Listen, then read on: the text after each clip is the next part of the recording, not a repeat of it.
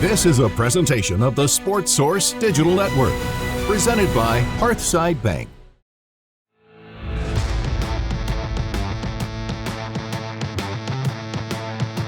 I declare. Big statement.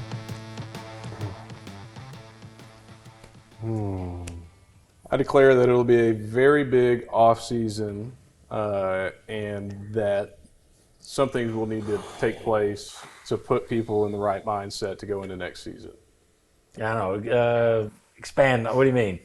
I think you're going to have to make some shifts. You're going to have to make either some big portal splashes, something Staff changes to grab a headline to say, we get excited about This 24 is season or the 26th season. This is what's coming up at you. That's what the message boards and social media are all saying. Yeah. How has a move not been made yet? You got to appease the gods, basically. Throw somebody over the side of the boat. Show us you care as much as we do. See, I wouldn't do like. Heupel's loyal to his guys. No, so I'm not saying as much as a staff change as maybe just. No, you're calling for heads. I'm not calling for anybody's head. I think that coaching staff they got. Yeah. I think that coaching staff over there. I mean, it's just like you said. We've seen it for the past 4 years. Yeah. This coaching staff's been fine. I think if anything, you look back and you say, what is the mission? What are we striving for every single year?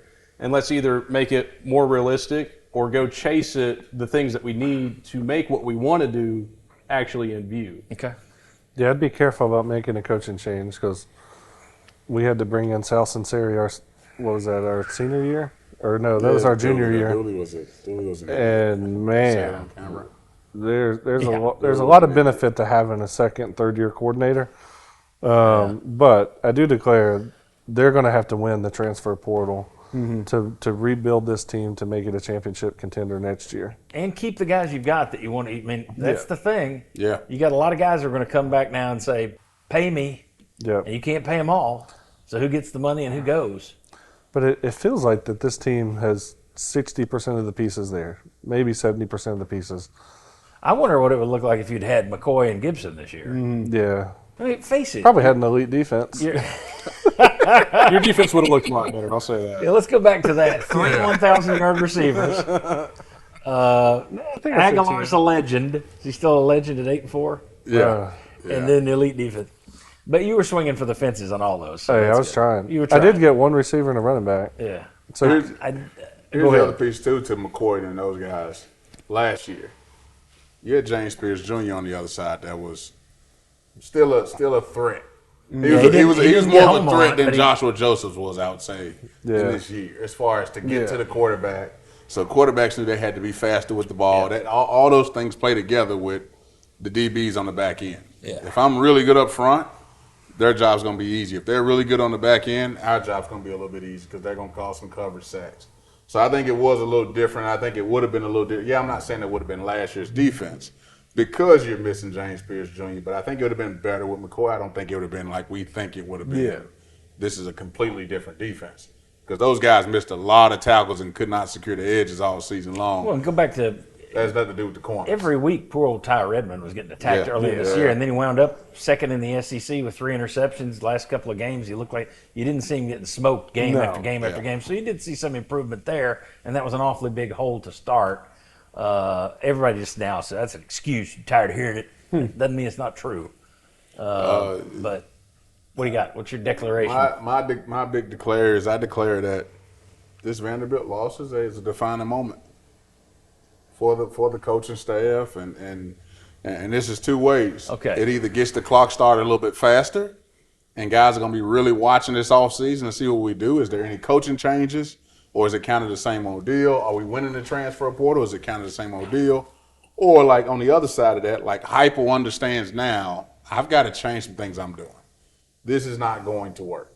Because I've had guys texting me that are boosters in Memphis today, long boosters saying, what the hell happened to us versus Vanderbilt? Yeah, these are guys that are spending money on the program and sending money. And I know this for a fact. That was texting me today saying like, all right, this is not good. What are we doing? So I think I declare this is a defining moment.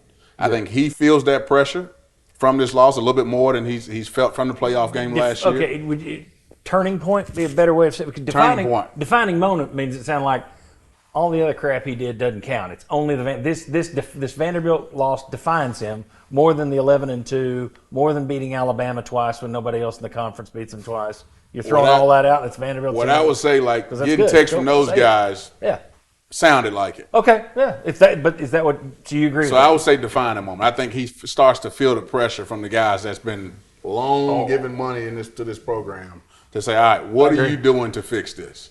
What's going on to fix this? Because we look like a soft football team. I'd add on top of that, too, a lot of what I've gathered from the fan response from this one, it's not – yes, they're pissed off that you lost to Vanderbilt, but they're also pissed off that they can't afford tickets. They can't get in the stadium. And when they do, that's what they get to watch. And when you tell them you've got a 10% stake in this because you're paying 10% of your ticket price goes to us to put players out there, you're going to have fans start saying, well, I can't afford to go to the games, and the product out there is not that good. So I'm never going to go to a game again. I'm not going to give the university money. And so it could, to your point, it started train roll effect. There's a lot of overreaction to the Vandy loss. Yeah, no doubt. And that's what happens. Yeah. As always said last week, like, you just beat Florida, but you better not lose this one. You want to go or It's a little different. I declare it's all a big overreaction. That's exactly where I'm going. Yeah. And you guys may disagree, but, I mean, fans don't like paying the money. Well, you know what makes you pay more and more money? Firing coaches. Fire Heupel. Get rid of him, bring in a new, pay that buyout, and guess what? You're going to be paying more money. So the idea that we're paying too much, the product is unacceptable. It's 8-4 in a year when somebody here predicted them to go 8-4. Oh, that's right. And so did Las Vegas. Las Vegas said your over-under is 8.5 wins. You won 8, should have been 9 if Gilbert can kick a field goal against Georgia. If you beat Georgia, are we not looking at this season differently? Yeah. If you're 9-3, now the Vanderbilt thing would still be all anybody's talking about. But 9-3, it's not. I just don't think it's the end of the world that people make it out to be. I think I know somebody who was like, with our resources, we should be in the playoffs every year. There are about 15 schools that have your resources, and there's only 12 spots, and one of those goes to a group of 5. So there are 11 spots, and there's 15 schools. Sorry, who's out? Well, the other guy, just not us. I think there is an overreaction to it. That does not mean things don't have to be fixed. That does not mean Heupel shouldn't go in there and say, yeah, that second half against Vandy, that will never happen again, and if I have to fire some people to get there, fine. That does not mean I don't believe they should be recruiting better.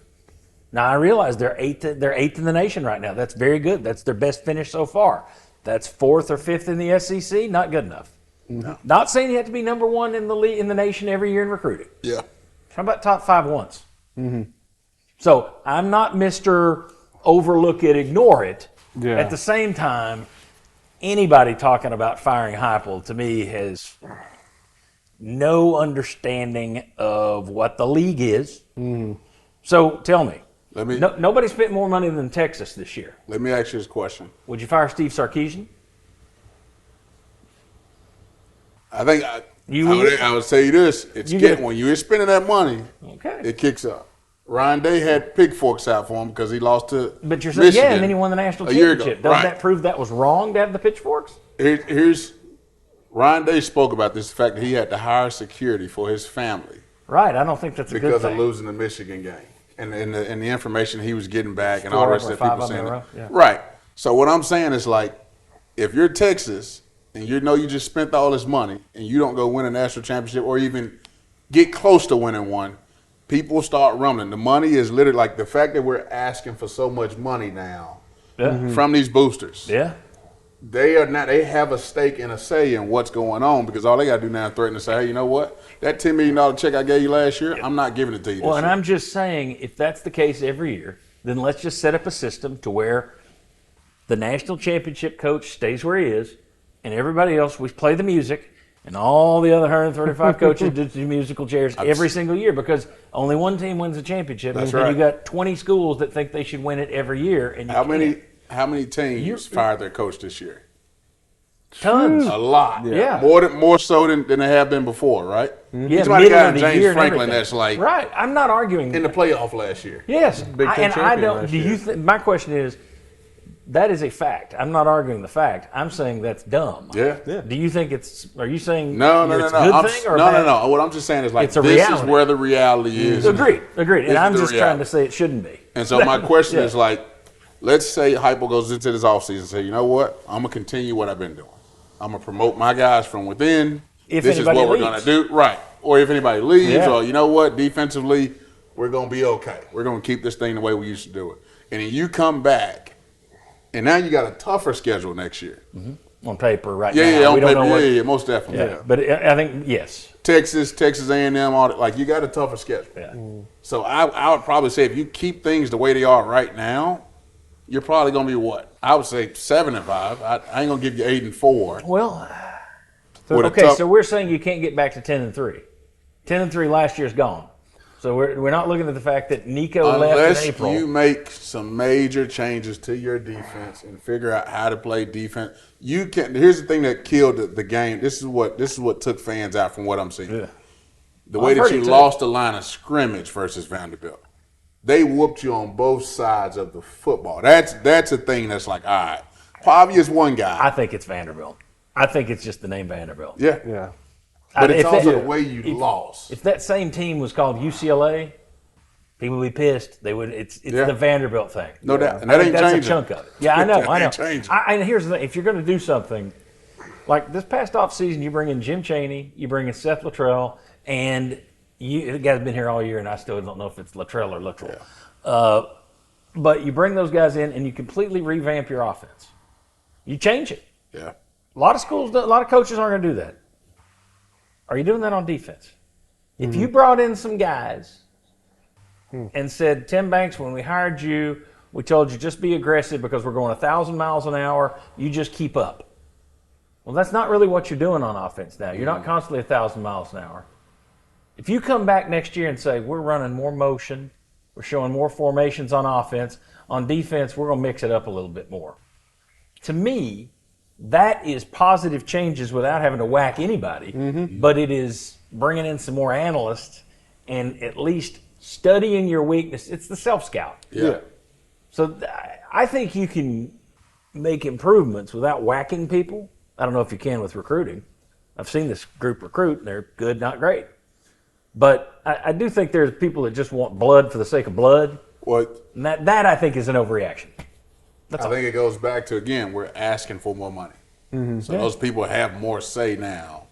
And like, you know what, I'm going to hold my check this year because we didn't I make any think that- changes. I don't yeah. believe in what we're doing. Yeah. This money could go somewhere else. Agreed. I think that's all over. And the problem is nobody realizes that's all over. Yeah. They think that they watch Tennessee. If Alabama loses by 20, Lane Kiffin blew a playoff chance last year because he lost to Kentucky, and it was Kentucky's only win in the conference all year. Did anybody say here, Kiffin sucks. Kiffin blew it. Kiffin's got to fix this. No, because they don't pull for Ole Miss. Yeah. It's just like, oh, he got upset. Heupel's got it. We focus on our own stuff. And we don't notice all this other stuff. And if you pull back and notice all this other stuff, you go, oh, hell, it ain't what I want, but it's not that bad. No. That's all I'm saying is I think all fans, pro, college, wherever, we all lose perspective. Yeah, Because we we're got emotionally yeah, invested. those glasses on. You can watch a game. If you're watching two games, and it's the identical game. It's the identical game. But one team's in orange, you're viewing it differently because you wore the orange. Because it affects my week. Exactly. You know Exactly. what I mean? Like it affects. So My if some Monday, guy- Tuesday. if somebody throws an interception, it's the exact same play. It's just that guy's it's Alabama. I don't give a shit. This I got Tennessee guy does. personal investment into this one particular game. Yeah, and you've got a financial investment. Right. But the whole thing I look at is people need to realize it's a bigger world than just here, and when you pan out, it's not as horrific as we're acting. They never will. No, I know that. And it's only going to get worse. will, The playoff has made it much worse. Much worse. Go ahead, Daniel. What do you declare? No, well, mine was the transfer portal. Oh, but that's right. But That's I think all this just highlights the point. You got to have a good transfer portal because number 8 in recruiting. That's great when those guys are juniors and seniors. That's If they're still around and not haven't hit the 2 portal. to 3 years away. But you've got a young team. You need to sprinkle in some good guys. And like, if I had my biggest hope and dream ever, they land some elite quarterback to bring in for next season. And And you'll be spending money Now on the you're elite spending- quarterback, yeah, on Faison yeah. Brandon, and George McIntyre. yeah, McIntyre. that's my dream. No, I like do- someone that's got a name like Lenore Sellers, someone like that. That would be, and It's that gonna cost you. nice. He I doesn't- know. It's gonna But- cost I don't know that Lenore. But you Sellers is the get an guy. X factor at quarterback, someone like that, and to where you have someone that can make these X factor plays when you're down. And you got the kid See, at Cincinnati and stuff, so that's possible. See, I think you do exactly. I think you do exactly what Ole Miss did. You go try to find your diamond in the rough at quarterback. That's going to push those two young guys, but you've got to spend some money on defense, on the defensive side of the football. Yeah, you have to. That would be or one of even my a big focus pass would be, rusher. I think safety, pass rush. Yeah, I'm looking defense. You got to go defense. What's back on your offensive line? Is And that's another the thing question. too. You're going to have to pick up another piece because I think Lance Hurd would probably go to the NFL after the season. So you're going to have to What find his a status piece. is going to be. Yeah. He may do himself more good coming back and playing another year. I know he had Improve a his pretty good stats. season. Yeah, I was about to say, you ain't He heard had a his good name season. much this year, which is a good thing on their side. Yeah. All right. Did any UT player achieve their career high water mark in this game? I'll give you one. And we already mentioned him. Ty Redmond. Yeah. We asked this question on the Sunday show, which guys have leverage now? And you and Sterling both went Ty Redmond. Ty Redmond. Which is a good story. Yeah. Good for him because the guy, because of the position, because he was thrown to the Wolves, Yeah. he was destroyed for Yeah. the first half the season. And now he's gotten better to where, okay, we're talking good things. Yeah. That's as close as I can come to a career high water mark. The Yeah. scariest part is like there's poachers out there. They literally teams now hire guys to watch other team players to like say, hey, this kid might end up being so like I'm praying we don't have a Thomas situation all over again to where like he comes back and say, you know what, hey, I want this now.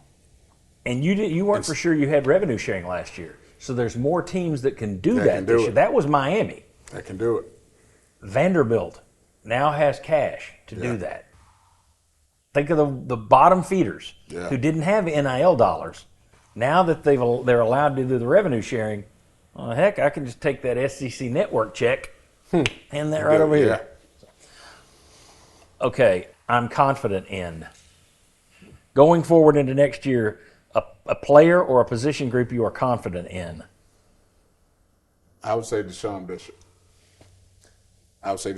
Even the other night, him getting over 100 yards, hard fought, runs the ball tough, young guy. He loves Tennessee. I don't think he's going anywhere. I would say Deshaun Bishop is probably my guy that I'm going to say, all right, this cat is – him coming back next year is a plus for us. Okay. Similar on the same line, I'd say another one on the offensive line, getting a guy like Jesse Perry back, I think is going to be somewhat very successful for them. He had a really good season, had a really bad play against Vanderbilt last night, and I'm not going to highlight that, but just his overall season. I mean, He just did.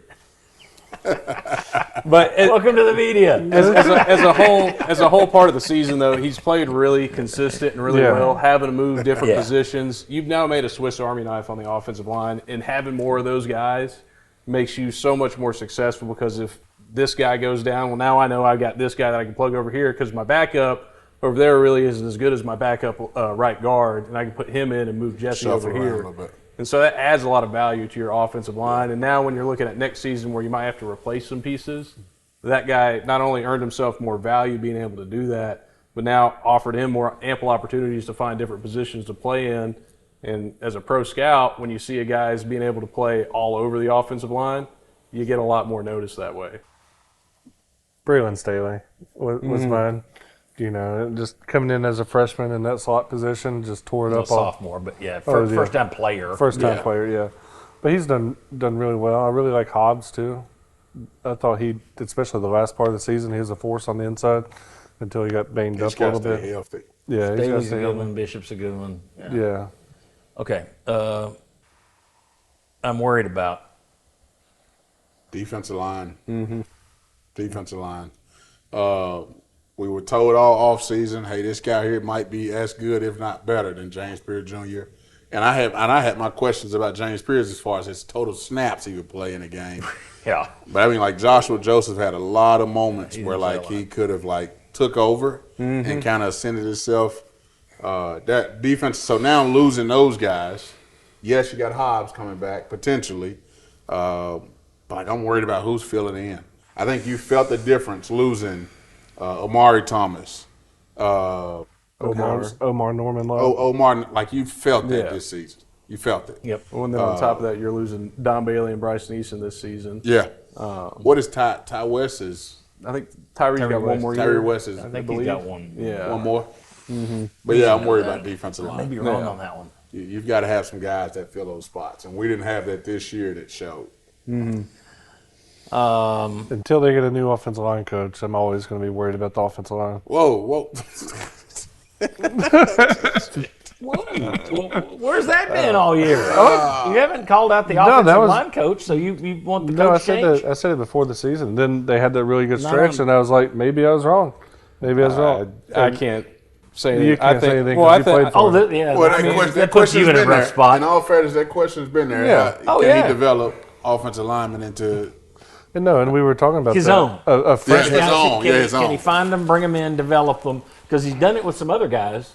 I mean, he pretty much he developed Darnell Wright to what he was. But he inherited him. That was but not one still, that he signed. I mean, Darnell was with that other staff for I think 1 Tyree year. West is senior.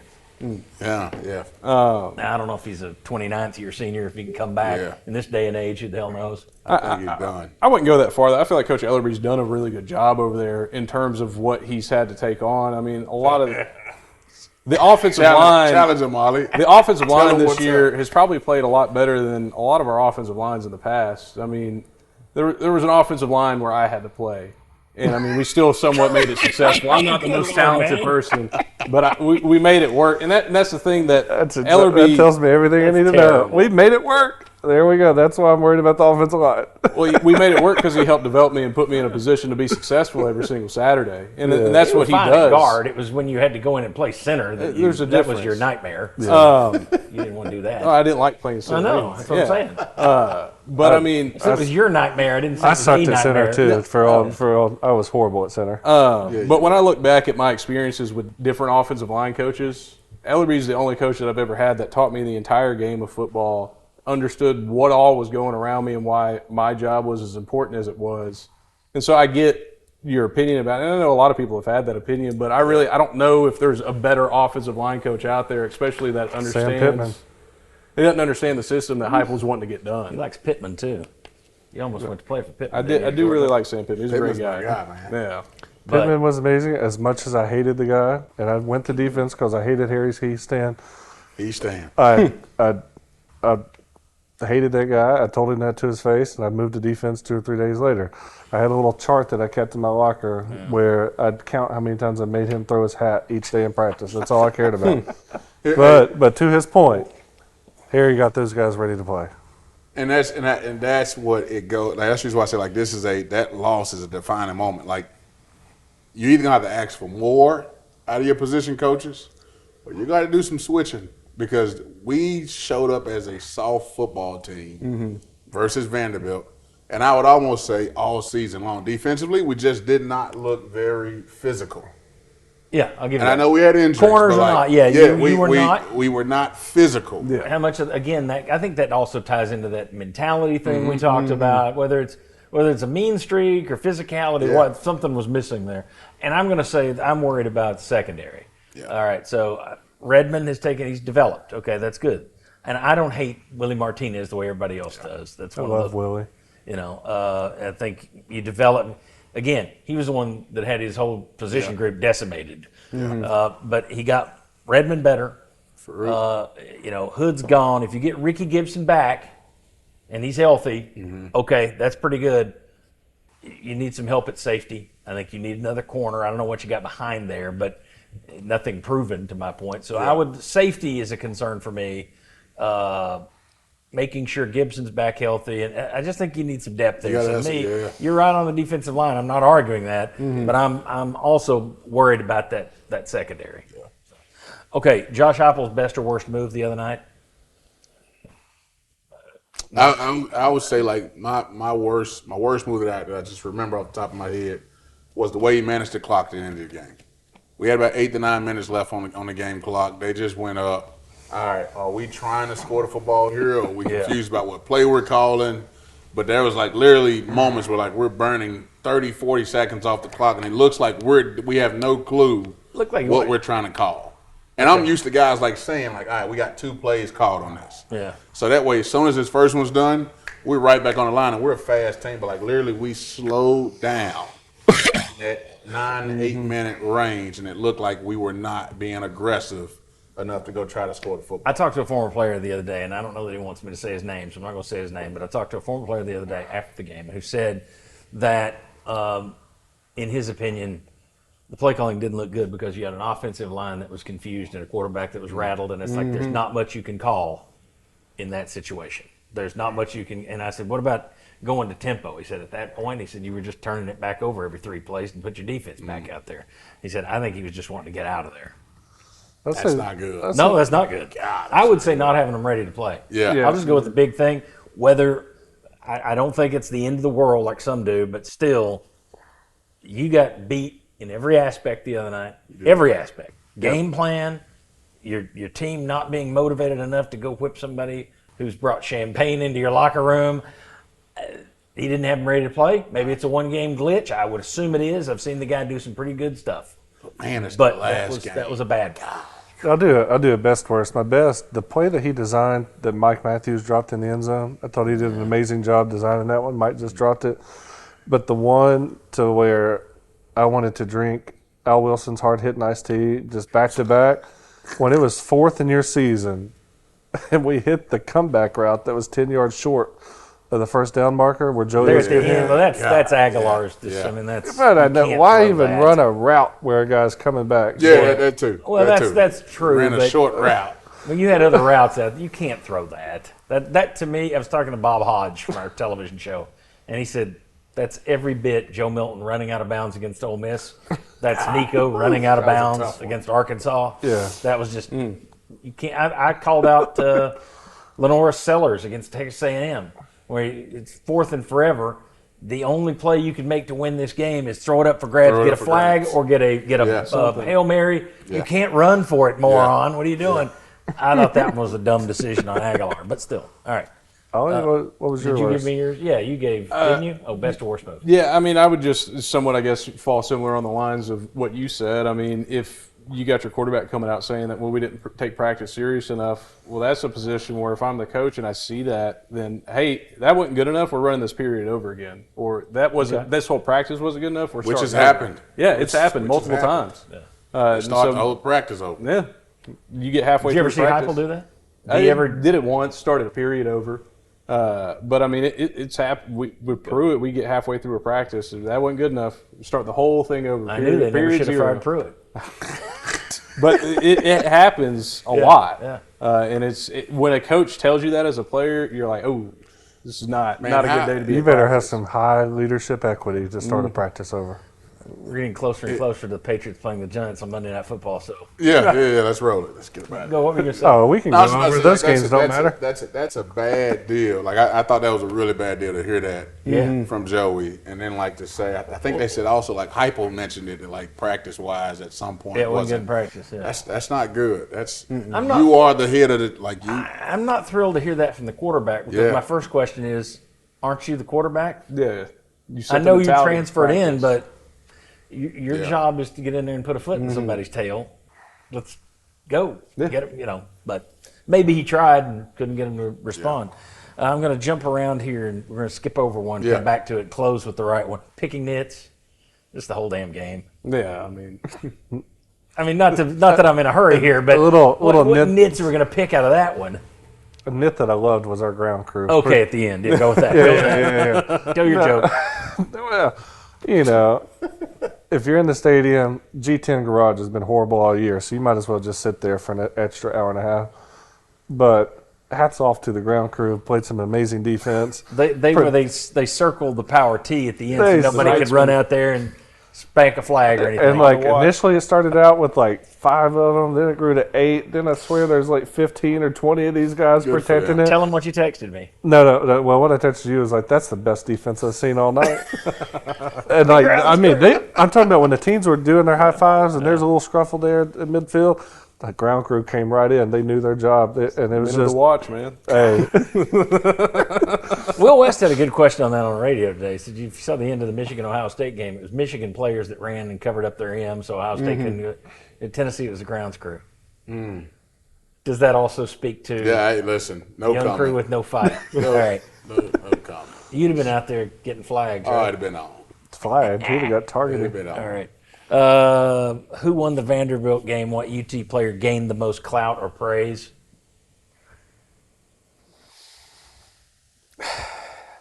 Max Gilbert made his field goal I'd say in an Ty SEC Redmond. game. Ty Ty Redmond. Ty We Redmond. certainly Got a made leg to his stand name. on going into the offseason. Yeah, Redmond got more praise this week than he has all year. Okay. Ethan Davis still looked pretty good in that game for what touches Should he have did gotten get. should have gotten more touches. Yeah. I don't understand. And again, that's back to your creativity on offense. Yeah. He's a mismatch. He's a mismatch. Figure out different ways to use him. We saw you do it against Florida. Now I spoke to a VFL, actually two. I think Kevin Simon told me this. We were talking, and then Mike Stoll before the Sunday show. I don't see the creativity unless it works. That is my flaw. I'm not a coach. I can't. To me, it's like, ooh, that worked. Creative. And I'm only kidding to an extent. I mean, I realize if it's something I've seen 8 times, I'm not going to say it's creative just because it works.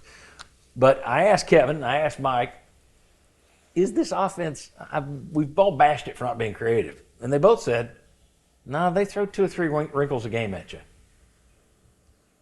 It's not working, so it doesn't, I don't know. And I shouldn't say it's not working. It hasn't worked it doesn't work in games where it doesn't work. And that's where I'm at. You're averaging 40 points a game, but second half of Oklahoma, second half Vanderbilt, Alabama, second half, I'm sitting there thinking, what do you got? Give me something. Yeah. And I saw something in that first half of Florida that was creative, and it was their use of Ethan Davis. Yeah. It was the end around Yeah, where 3 yeah. guys touch it and give it to Matthews, which may be the way you give him the ball. You have to actually place it in his hands. At least until next year. Hope so. I was awful to Chris Brazzell last year, and he shut me up with good play this year. Hopefully Matthews Does, like, I'm going to shut up the fat man. All right, so last question. Does this change your view of Josh Heupel's tenure? We'll start with Marlon. I already know the answer. Yeah. I would say mine is to be continued because I've got to see him like take this loss hard. Meaning I'm making some changes and I'm tearing up the transfer portal. But if I think he gives us the same deal where it's just kind of like, we did some things wrong, we're gonna correct those things. Like that's all right. That's stuff you can say to the media, but like when you're talking to someone that's formerly played before, Yeah. that can watch it and see the difference, like that's a big deal. So for me, it's kind of like I'm hoping at this moment is like one of those moments that's like, all right, we let's get after them this year. We got to go make some changes. We got to go do this. We are gonna put a better product on the football field. If we just see the normal, Okay. all right, this is what we're going to do. Quiet, not much going on. We make a few portal acquisitions. That tells me we didn't get the mindset of like, all right, this Vanderbilt loss should have stung. All right, well, let me see if I can bait you Yeah, I know into what you're this. trying to do. Don't you think, though? I mean, if fans are mad, we talked about fans are mad. They're talking about their money. We're not going to spend our money. If you don't spend your money, there goes your roster. Because that's the thing. These people, I'm not giving you my money. Well, this product's not going to improve then. Yeah. So it's going to get worse. That's your way to get rid of Heupel, is don't spend your money. If you think they're not going to give their money, if you think the clock has started, then doesn't that mean you have by default? Doesn't mean that you think he's ending anytime soon, but doesn't that change your view of the tenure or no? No, that's why mine is still kind of to be continued. Okay. I want to see what we do this offseason. Marlon Walls. He's been so fantastic all year, and he cops out on the last question. To be continued. What do you got, Daniel? Yeah, I mean, as you ask the question, like I hesitate. And so to me, that's the definition of it. I think my opinion on it has changed. Is like I was in this like limerence phase. Everything's going great. And then now it's like you have your first big argument and you want to see how they respond to it. So I'm kind of like Marlon. Like, I want to see a lot this offseason, more than what you've seen. But the question caused me to hesitate, and I didn't have that before Vanderbilt. Yeah, and just to be clear, when I say this, I'm not asking if you guys are saying, yeah, I want his tenure shortened. I'm saying, do you think that Overall. the impact of this game will be that there's an impact on how long he's the coach here? That's what I'm getting at. Do you think that loss shortened his career here or not? That's what I'm getting at. Or when we're saying it after a win, does it lengthen his career? Does it get people? If we're sitting here and they beat Georgia Tech in the second week next year, 77-7, are we then saying that erased Vanderbilt? Yeah, absolutely. Yeah, I don't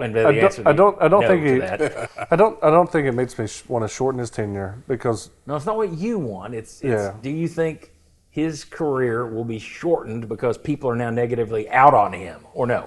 No. Okay. No, I don't think so because you've seen Josh Heupel grow so much. You had the big Ohio State blowout. He changes his entire offense. It works for the first 6 games of the season. And whatever reason, it falls apart. He's rebuilt his. Continue to change. Yeah, but he's only in his 7th year. You know, it takes 10 to 12 years before you're an expert at anything. He's still a head coach. His 8th year as a head coach. 8th year as a head coach. He's still very new as a head coach. He's taking initiative. He's changing the things. So to me, that would be a no. Do you think it's changed the outlook of his tenure? In my personal opinion, no. But in the opinion of the community, I think it has. That's the question. And that's why I threw my nugget of my personal opinion. But no, I think it has changed the mindset of the community in terms of, like we've talked about, it's put the clock on now. But to your point, I think everybody just wants to see how is he going to respond for this? Right. What is the response? How do we handle this crushing defeat? And will it burn you or make you better for it? And that's what I'm saying. Like, I'm not saying that they're going to get rid of the guy. What I'm saying is I'm hoping that this process turns him into an even better coach. Yep. More stricter. Hey, you know what? This is what we're going to do. This is not what I'm going to allow. Yeah. We were bad at this thing. I'm changing this thing. And I would say this right here as well, too, right? Just to end it all, like, Butch Jones was seen pretty highly the years he had him rolling. 2 9-4s. When it fell down, it fell down. To where now he's a joke. Like, people make laughing jokes about stuff he said. It changes. It changes fast. I think it can also change. That example, though, if you go back to Derek Dooley, all right, if he goes with Lance Thompson instead of Sal Sinceri as his defensive coordinator, does he survive? Possible. You don't think so? No, Okay. he was a bad dude. He didn't Okay. have Well, the backing of the team. Let's say they didn't play Josh Dobbs as a freshman, and Butch Jones has Dobbs back for the start of 2017, the one that blew up when you barely lost to Georgia Tech, barely lost to Florida. Butch Jones may survive here. So part of it is, you're right, it can change on a dime, but part of that is just, it's a very slim margin. If you have this player or that player here, this player comes, that player gets hurt. It changes my view of the how long his tenure lasts, because all these coaches, again, 23 years been doing the Sports Source. I've seen Fulmer, Kiffin left on his own, Dooley, Jones, Pruitt, and then don't count the basketball coaches. I've watched the same thing play through. Once they start to leave, the clock is started, and you typically don't get those guys back unless there's something drastic. Go ask Ed Orgeron about if he won the national championship at LSU and was gone 2 years later. So I just think we hire coaches, fans think that you hire a coach and then immediately start looking for flaws. Reason you can't get it done. You can't get this done. I knew you screwed this up. Instead of looking at it and saying, wow, this is good. This is good. He's done enough to where we're going to give him some more rope and let him build on it. That is not how that's not how it goes. And the thing is, you can get burned doing that. I wouldn't have fired Butch Jones after 2 9-4s, and then it blew up. I would have been blown up in my face. But I would rather err that way than fire somebody every 3 years because, you lost a game I didn't like. You went 8-4, get out. I've seen 5-7. You've seen 3-7. Yes. I'm not interested in that. 8-4 doesn't look too bad when I'm not at remembering all. those other things. So but I do think that's me living in happy land. I don't think that's the fan place. I think most fans are just like, I don't come over here to watch them lose, so they should never lose. The only thing I say Especially is not to Vanderbilt. everybody predicted us to win it, go 8-4, 9-3 at best this season. You had multiple outlets saying that. You had a poll on the Sunday show that said, "Hey, you going to give him a pass?" 85% said the week of the Nico departure, Yeah. I'm going to give him a pass no matter what happens this year because he made the right call on Nico. We need to go find those people. I mean, There's a reason I saved that poll. I knew what was coming by the season's end. When they finish 8-4, those same people are going to be saying, "What the hell?" but I mean, for people to say this team did not live up to expectations, I mean, they pretty much now. Granted, the thing That's to not me. true. That's the you thing. lost 4 at home, 3 at home. You lost 3 at home. Yeah. I mean, I figured you were going to lose to Georgia, and I think that one is what changed so many people's expectations. Is you played so competitively with that team that they figured you could then go buzzsaw the rest of your season. Yeah. But that just wasn't the Created case. false. So you got a lot of people too. You guys, that's why I like you guys. There are guys that are former Vols in this town who Tennessee's never going to lose. There's no reason they should lose to this team. Alabama's got nothing. We'll go to Georgia. That stadium's not scary. That's nothing. Sorry, Eric. But you got former Vols who think they're helping the team by telling everybody, well, I've had this conversation with my friend Sterling Hinton many a times. Yeah. He thinks he's helping the team by saying, we're going to go 12-0. You ain't helping anything. Fans hear it and go, yeah, 12-0. And it gives a false. Yeah. You had people saying 10-2 in this town. Nowhere outside of Knoxville. But in Knoxville, it was 10-2, except for this show. Yeah. And I applaud you guys for just saying it like it is, right up to the point where you're telling Ollie his old offensive line coach ought to be whacked. Peace out. He's got to go. He's got to develop the talent. Turn it off. This show does not endorse. Anyway, I appreciate you guys. Thank you. It's been a lot of fun. We'll do this for the bowl game. Heck, I'll try and lure you over here again. Man, it's been awesome. This was a fun show. Yeah, I really enjoyed doing this. Daniel Hood, thank you. Marlon Walls, thank you. Ollie Lane, thank you. Appreciate you for sitting through. If you watched all of that, thank you very much. And click the thumbs up, hit the subscribe button.